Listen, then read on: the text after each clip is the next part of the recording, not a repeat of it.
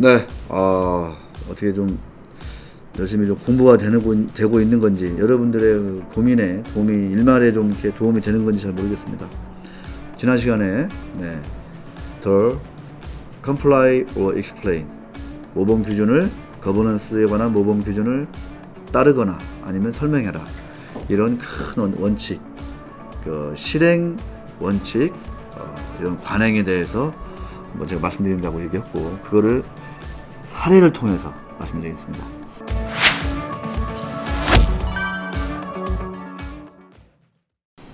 이 유일한 경제 TV에서 나오는 사례들을 그냥 무시하면서 보면 돼, 안 돼, 강 PD? 이게 졸면 안 됩니다. 큰일 납니다. 네. 자, 제가 지난 시간에 이제 몇 주 전이죠. 이런 얘기 했던 것 같습니다. 대한민국도 거버넌스에 관한 모범 기준이 있어요? 막 이렇게 질문하신 분이 있어요. 저도 깜짝 놀랍니다. 무려 15년 전에 이런 것들이 다 만들어졌어요. 아주 그냥 선진국 사례라든가 여러 가지 그 법 참고해가지고 베스트 모델이 뭐냐, 가이드라인이 뭐냐, 요거를 막 쫙 만들어 놨습니다. 그래서 지금도 그 기업지배구조위원회 거래소 산하에 이런 데 가보면은, 홈페이지 가보면은 딱 나와 있어요. ESG에 관한 베스트 프랙티스가, 모범 규칙이 나와 있습니다. 그거 제가 지난 시간에 말씀드렸고, 자, 그거를 그러면 따를 거냐, 아니면 내가 지금 여건에서는 못 따라, 이건 내가 지금 수능할 수 없어, 그러면 그 이유를 최소한 설명하는 게 상장사라면 주주들에 대한 마땅한 도리이고 책임이다, 이런 얘기입니다. 제가 오늘 그래서 여러분들에게 아주 그 따끈따끈한 신조 하나 말씀드리겠습니다. The comply or explain, 이거를 딱 줄이니까요, 뭐가 돼요? 더 코어. 더 코어가 뭐예요, 여러분? 코어. 안고. 핵심이란 얘기입니다, 핵심. 이게 바로. 이게 대한민국의 코스피 지수가, 제가 맨날 얘기하잖아요. 후지산 넘어서 킬리만자로 넘어서 에베레스트산 가려면 거버넌스가 선진화돼야 되는데, 다시 말해서 거버넌스가 핵심인데, 그 핵심인 거버넌스가 선진화되려면 상법 381조의 3항의 개혁도 필요하고, 지난 시간에 얘기했던 ESG 위원회 신설도 중요하고, 주비보위원회 신설도 중요하고, 뭐도 중요한데, 그거를 실제 상장사들이 도입하기 위해서 선진국에서 채택한 그 가이드라인이 바로 보다 더 코어다, 이런 얘기입니다. 핵심이다. 핵심을 상장사들이 따르도록 당근과 채찍을 마련하고, 그래서 많은 상장사들이 실제 따르도록 한 그 핵심이 바로 보다 더 코어다, 이런 얘기예요. 핵심을 따르도록 한 핵심이 바로 더 코어다, 이런 얘기입니다. 더 코어. comply or explain. 이걸 딱 앞글자를 따니까 코어가 된 거예요. 코어. 더 코어. 소름 끼치지 않습니까? 네. 저만 소름 끼치나요? 네, 알겠습니다. 자, 왜 이런 것들이 필요하냐? 법으로 정해놓고 이거 무조건 도입해, 아니면은 형사처벌 할 거야, 이렇게 가면요, 상장사들 경영이 막 가뜩이나 막 우리가 너무 통제가 심하다고 그러는데, 규제가 심하다고 그러는데 더 위축됩니다. 그래서 그런 거는 정말 심각한 그 불법 사례가 나타났을 경우에 이제 일벌백계 하는 게 맞고, 일반적인 사항이라든가 이런 거에 있어서는 거버넌스에 관한 사항은 코어로 가자, comply or explain으로 가자, 이런 얘기입니다. 그게 핵심입니다. 이번 시간 핵심 주제고, 그거를 한번 한일홀딩스, 한일시멘트그룹의 지주회사죠. 한일홀딩스를 통해서 제가 한번 들여다보도록 하겠습니다. 그 전에 한일홀딩스의 지배주주, 일반주주 지분율이 어떻게 바뀌었는지 한번 시대별로 한번 쭉 한번 훑어보면, 대한민국의 어떤 그 자본거래가 어떻게 진행됐고, 그 자본거래로 인해서 계좌가, 제가 늘 강조하는 계좌가, 지배주주와 일반주주의 계좌가 잘 보호됐는지, 공정하게 보호됐는지, 그렇지 않고 아주 불공정하게 대접받고 있는지, 받았는지를 한번 보자는 거죠. 그냥 팩트예요, 팩트. 제가 뭐 이렇게 감정을 뭐 여기 놓고 그런 게 아닙니다. 자, 옛날에 이제 한일홀딩스가 분할되기 지주회사 체제로 가기 전에는 한일시멘트가 이제 사실상 모회사였죠, 모회사. 강 PD 졸면 안 돼. 지금 오늘 깜짝 놀랄 얘기 많이 나옵니다. 자, 따라가 보겠습니다. 화면이 잘 나온다는 얘기니까 2001년 3월 30일 2001년이니까요. 지금 2021년이고 와 20년 3개월 전이야. 이게 이제 다 공시가 되니까 지금 명예회장이시죠. 허정섭 당시 회장이 숫자 보세요. 일대주주 지배주주의 어떤 대빵이시죠. 이 양반이 9.4%였어요. 9.4% 20년 전에 쭉 보니까 지금 회장이신 허기호 지금 아드님이시죠. 그러니까 지금 회장 현 회장 허기호 회장님 20년 전에 지분율이 몇 프로였다? 나오잖아요. 열심히 장내 매수 그때 하셨네요. 보니까 1.4%였어요. 1.4%. 숫자를 머리에 넣으셔야 됩니다. 아버지는 9.4, 아드님은 1.4. 합치니까 얼마다? 10.8%다. 이런 얘기입니다. 자, 이 두 분 부자의 지분을 포함해서 우덕재단 7.5%, 그 다음에 자기 주식 4.1% 포함해서 전체 특수관계인 43명 다 포함하니까 지분율이 몇 프로다? 38.22%다. 이런 얘기입니다. 그러니까 20년 전에 한일시멘트 지배주주는 40%가 안 됐어요. 아시겠죠? 자, 쭉 가겠습니다. 이런 것도 너무 끌면은 또 재미없다 그러니까, 루즈하다 그러니까. 루즈가 아니라 루스죠, 루스하다, 이렇게. 예. 성문용어 할 때 이런 발음이 지냐, 쓰냐, 이런 거 많이 했던 것 같아요. 자, 그러다가 이제 2018년, 그러니까 제가 볼 때는, 그러니까, 허정섭 명예회장이 허기호 회장한테 넘겨주는 과정이 제가 볼 때 한 15년 정도 걸린 거예요. 15년. 2018년 7월 1일 인적 분할을 합니다. 아시겠어요? 그러니까 10수년 동안 지배주주는 꾸준하게 이사회를 통해서 경영을 통해서 누굴 통해서 준비를 한 거예요. 제가 볼 때는 추정이 됩니다. 당연히 그렇겠죠. 왜 안 그러겠어요? 그게 나의 계좌에 크나큰 도움이 되는데, 이익이 되는데. 아시겠죠? 홀딩스와 한일시멘트로 인적 분할을 하였습니다. 2018년 7월 1일. 아시겠어요? 그래서 그 인적 분할 전후로 이 지분 관계를 보면 또 재밌을 거 아니에요? 그래서 2017년 말 기준 보면 이제 허기호 증여를 통해서 일대 주주가 지금 허기호 회장으로 바뀌어요. 2017년 말에. 그러니까 일대 주주가 바뀌고 나서 인적 분할이 이루어진 겁니다. 그다음에 허정섭 명예회장은 증여 등등을 통해서 6.63%로 2대 주주로 이제 내려앉고 3대 주주겠네요. 그죠? 우덕재단이 2대 주주고. 자, 이때 이제 계속 이제 장내 매수 이렇게 하면서 46%로 조금 증가합니다. 그러면서 동시에 자사주가 4%에서 8%로 늘어납니다. 2017년 말에. 그런데 2018년 아까 몇 월이라고 했죠? 7월. 그러니까 반기 지나고 나서 하반기 기점으로 인적 분할 됐어요. 그래서 2018년 말 지분을 보자고요, 이제. 인적 분할 전과 후의 지분율. 이 숫자 보이십니까? 장내 매수 등이라고 써놨어요. 근데 지분율이 아까 인적 분할 전 1년 전에 10%였어요. 근데 1년 지나고 나서 인적 분할되고 나니까 지분율이 몇 %가 됐다? 허기호 회장 지분율이 30%. 3배가 됐어요. 3배가. 이게 바로 인적 분할의 마술이다. 마술이다. 지주회사 전환의 마술이다는 얘기입니다. 인적 분할하고 지주회사라고 전환하고 그랬더니 허기호 회장 지분이 10%에서 30%가 된 거예요. 아버지 지분도 15.7%로 꽁충 뜁니다. 아시겠죠? 우덕재단 지분은 훅 줄어요. 예. 무역재단 지분은 훅 줍니다. 그래서 특수관계인 지분이 어떻게 된다? 65.87%로 지주회사 그룹 전체를 지배하는 핵심 지주회사의 지분율이 인적분할 전에는 한 45%, 46%에다가 인적분할 하고 났더니 66%가 되는 거예요. 어마어마한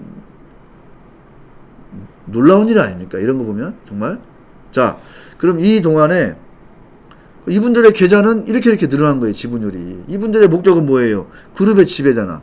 그룹을 지배하려면 지주회사를 지배하는 게 당연히 맞잖아요. 그래서 인적분할을 해가지고 지주회사 지분율을 거의 70% 가까이 이렇게 늘려놔요. 이 과정에서 제가 볼 때 증여 일부 한 거에 증여세 낸 거 빼고는 제가 볼 때는 지배주주들이 낸 세금이라든가 비용이 물론 장래 매수했을 때는 그 뭐 있겠죠. 그렇게 많이 안 들어간 걸로 저는 파악하고 있습니다. 아시겠죠? 자, 그런데 자, 인적분할 지주회사의 마법 보겠습니다. 여기 2018년. 자, 이제 현물 출자 얘기 나옵니다. 현물 출자. 유상증자 얘기 나오죠. 자, 보세요. 인적 분할을 하고 그래서 지주회사로 그 다음에 투자회사로 신설회사로 나눈 다음에 증자를 하는 거야. 증자. 자, 지주회사가 증자하는 겁니다. 한일홀딩스가 증자를 하는데 자, 보세요. 지배주주가 가지고 있는 한일시멘트 밑에 있는 자회사죠. 사업자회사. 보통 주식을 현물 출자 받는 거야. 주식 돈으로 증자에 참여하는 게 아니라 한일시멘트 주식을 지주회사에 주는 거죠. 허기호 회장이 대가로 뭘 받아? 한일홀딩스 지주회사 주식을 받는 거예요. 그러니까 나는 그렇게 중요하지 않은 자회사, 사업자회사 지분을 넘기고 회사에, 지주회사에 넘기고 나는 내가 꼭 지켜야 하는, 많이 받아야 하는 한일홀딩스 지주회사 지분을 대신 받는 거예요. 얼마를 받은 거예요? 287만 주 상당을 받았어요. 신주로 발행했다. 이게 다 이제 지배주주 귀속된 건 아니지만 압도적으로 많은 부분이 지배주주한테 갔다는 얘기입니다. 그러고 나서 남아있는 자사주 27만 주 정도를 소각하니까 어떻게 돼요? 자, 그 사업자회사 지분 다 넘겼어. 그러니까 지주회사는 사업자회사 지분율이 30% 이상으로 껑충 뛰고 자연스럽게 또 신주로 한일홀딩스 주식을 지배주주한테 발행했잖아요. 그러니까 나는 지주회사 지분율이 껑충 뛰는 거야. 그러니까 46%에서 66%로 뛰는 거예요. 인적분할만 했는데도 인적분할하고 지주회사 증자, 현물 출자만 했는데도 말이죠. 거기다가 살짝 자사주 소각 딱 하니까 지분율이 더 쾅충 뛰는 거죠. 그거 아시죠? 여기 저 현물 출자할 때 현물 출자할 때는 내가 이제 내 주식을 여기다 파는 거잖아요. 이때 세금 아마 올해 말까지는 이 현물 출자에서 발생하는 차익에 대한 양도 차익에 대한 세금이 아마 이연될 거예요. 아마 그런 엄청난 세제 혜택도 주고 있잖아요. 지주회사 전환하라고. 근데 지주회사 전환하니까 지배주 지분율이 천문학적으로 뛰어버리는 거예요. 근데 이런 지주회사 전환을 공정위가 국세청이 도와주고 있다.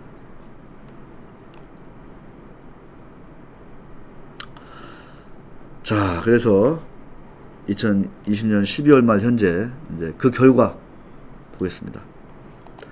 허기호 회장 31.2%.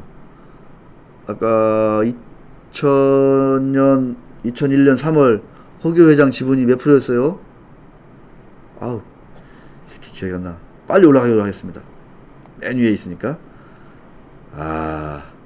허기호 아들 그때 1.4%.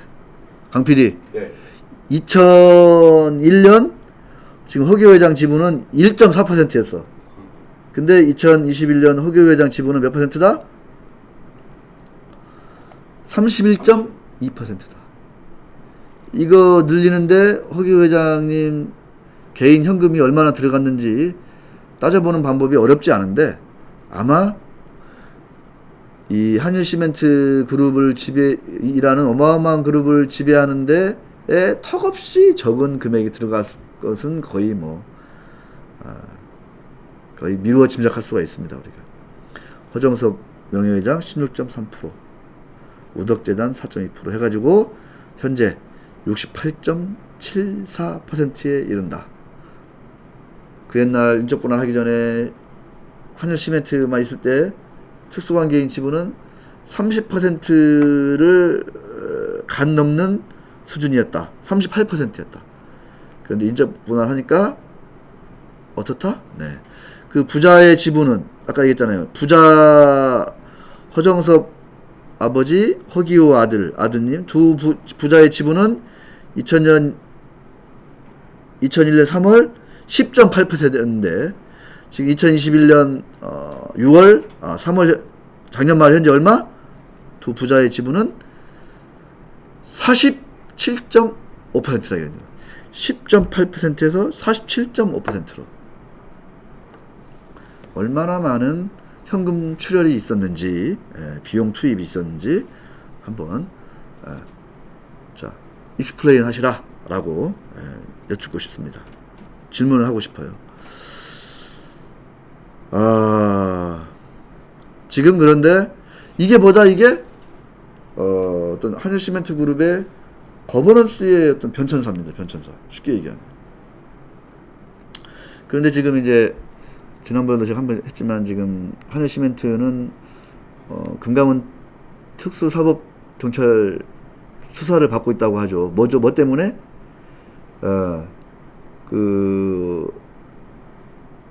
한일현대시멘트를 인수한 그 특수목적법인과 한일시멘트가 이 비상장사죠. 이건 상장사인 한일시멘트와 합병하는 과정에서 좀 의도적으로 상장사인 한일시멘트 지분을 좀 낮추려는 의혹이 있는 거 아니냐, 정황이 있는 거 아니냐 이런 얘기예요. 왜? 상장사인 한일시멘트의 합병 가격은 시가대로 결정되고 비상장사인 HK홀딩스인가요? 예, 여기는 뭘로 결정돼요? HLK홀딩스는 비상장사하니까 그냥 뭐 자산 가격 이렇게 결정을 했겠죠.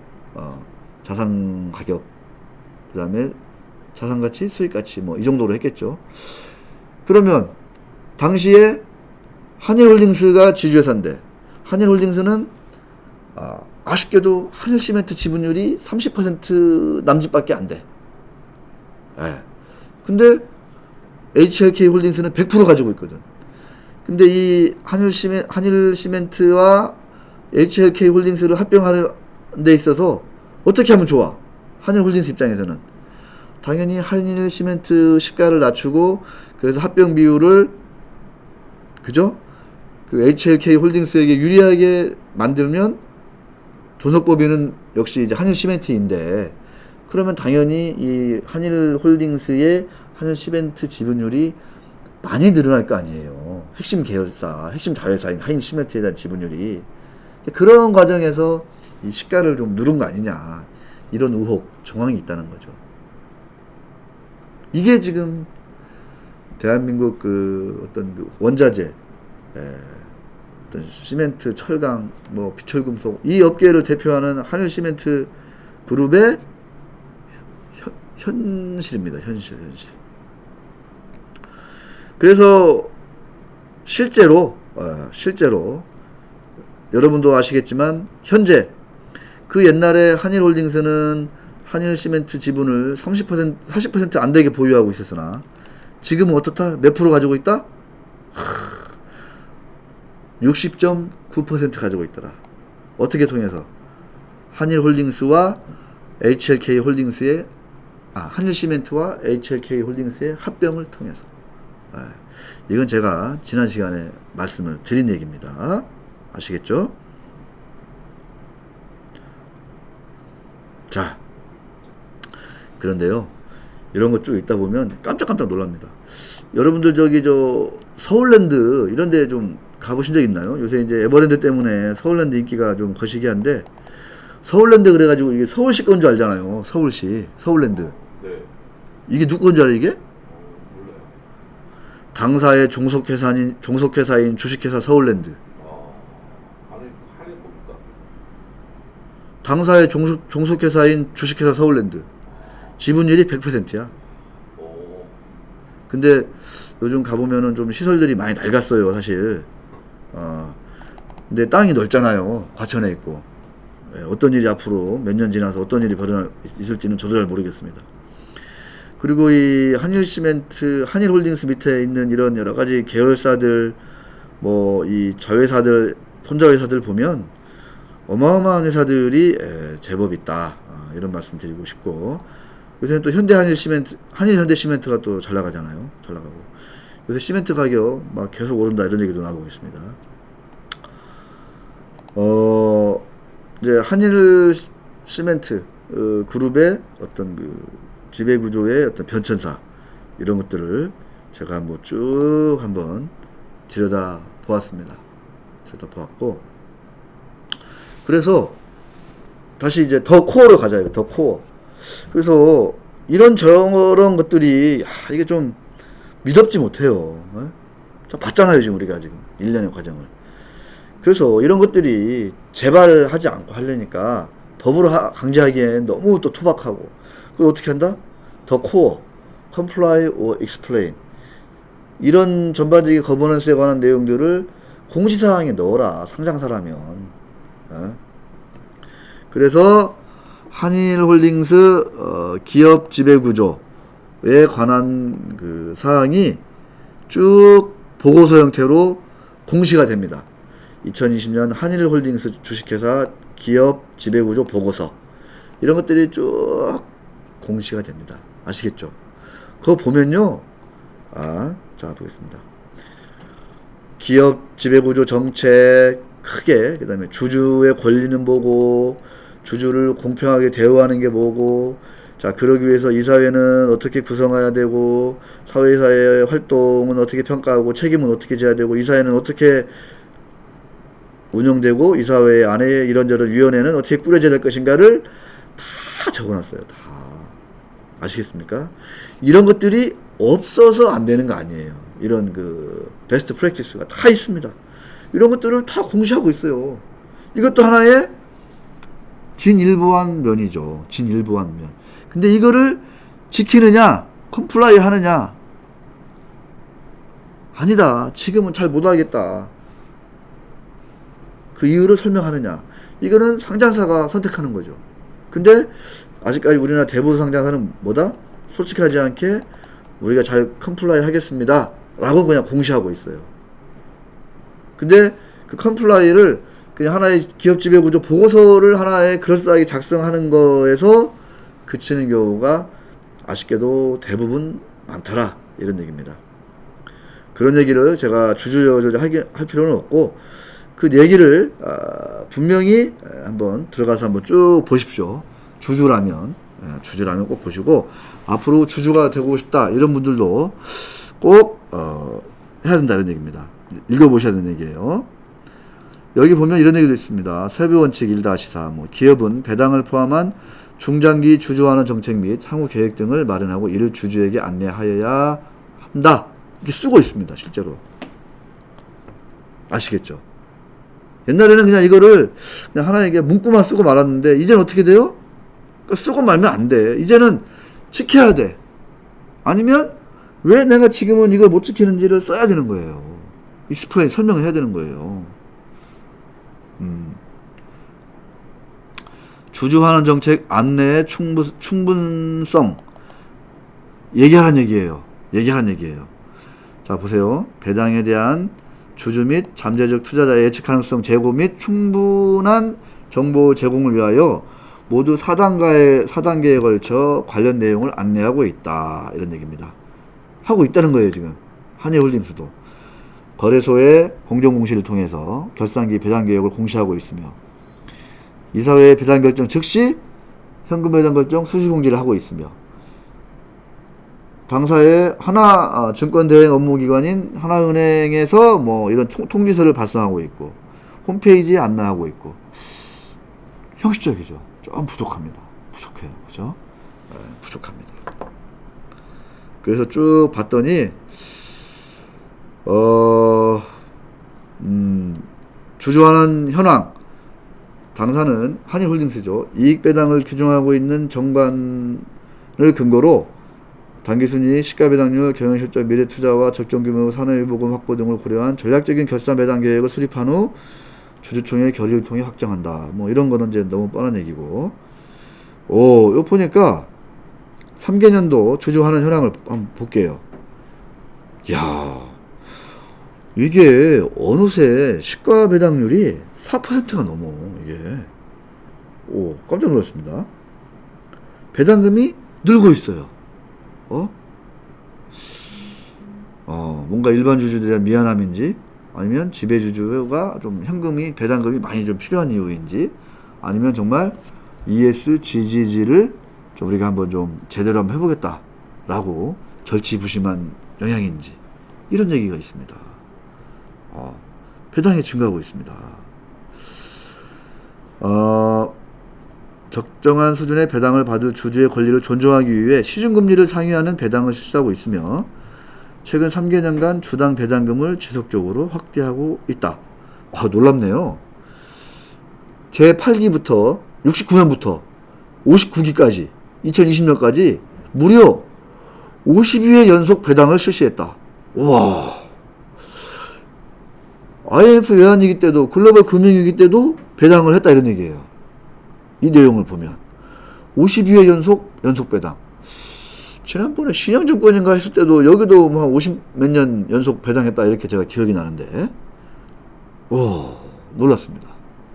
그러니까 배당은 하면서 치밀하게 장기적으로 어떻게 하면 지배주주의 어떤 어떤 지주회사 지분을 늘릴까 이런 연구를 한 것 같아요. 제가 보면 했다. 3개년간 배당금을 늘렸다. 자, 여기도 나옵니다. 차등 배당의 경우 지배주주, 일반주주 차등 배당을 할 거냐 말 거냐. 그러니까 사실 이런 데는 차등 배당하면 참 좋아. 왜냐면 진정성이 느껴지거든.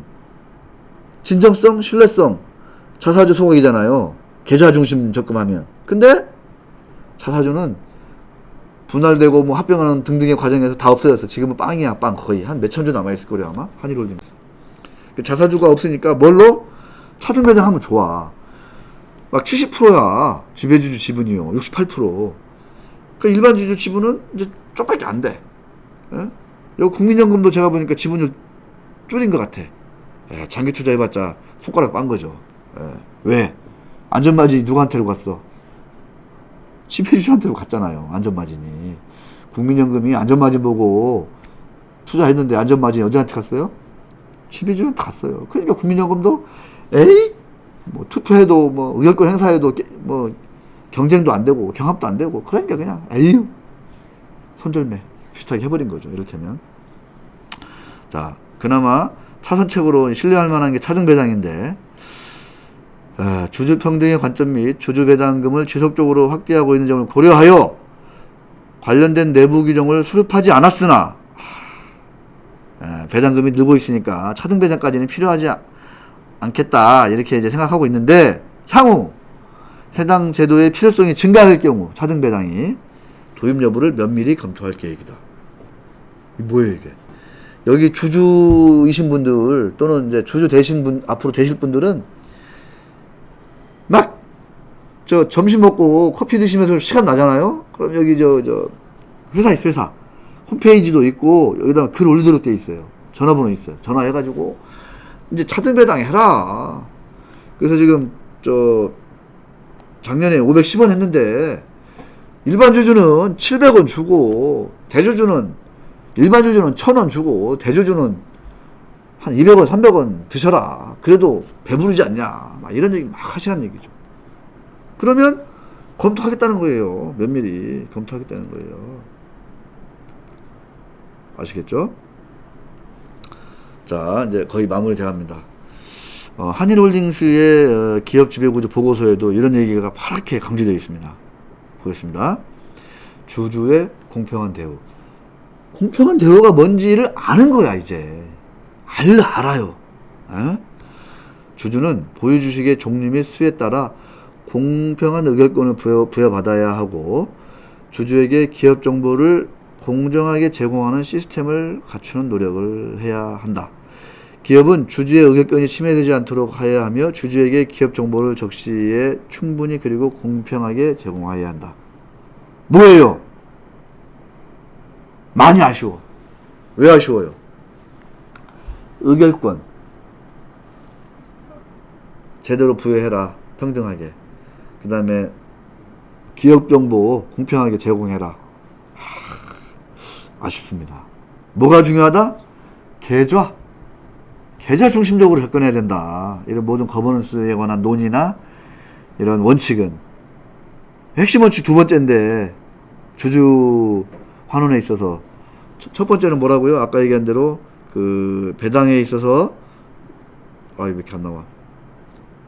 파란색 있었는데, 파란색 주주의 권리, 주주의 권리. 역시도 이것도 정보 제공이네. 두 번째도 정보 제공하고 의결권 행사야. 계좌 중심주의로 가면은 뭐라고? 재산권 보호라는 거야. 재산권 보호. 그래서 뭐가 중요하다? 주비보다 주비보. 주주의 공평한 대우 어떻게 해야 돼요? 공평한 의결권을 부여받아야 되는 게 아니라, 보유 주식의 종류 및 수에 따라 공정한 재산권을 부여받아야 된다. 재산권을 부여받는다. 주비이보, 주주의 비례적 이익 보호를 당연히 부여받아야 된다는 거예요. 보장받아야 된다는 얘기입니다. 아시겠죠? 그러니까 이런 것들 보면은 거다기식인 경우가 많다, 이런 얘기예요. 핵심은 뭐다? 계좌다, 계좌. 내 계좌가 제대로 보호받느냐.